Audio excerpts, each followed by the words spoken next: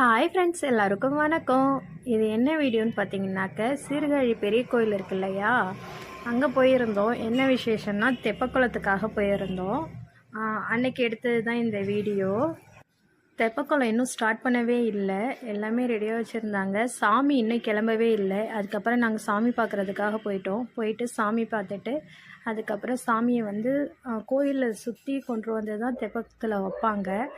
அது எட்லி நாங்கள் அதுக்கப்புறம் கடத்தெரு போனோம். கடத்தெரு போயிட்டு அங்கே பார்த்துட்டு ரிட்டன் வந்தோம். அங்கேருந்து நாங்கள் வந்து இந்த சின்ன சின்ன மண்பானைகள்லாம் விற்றுச்சு, அதாவது சொப்பு ஜாமம்லாம் வாங்கிக்கிட்டு வந்தோம்.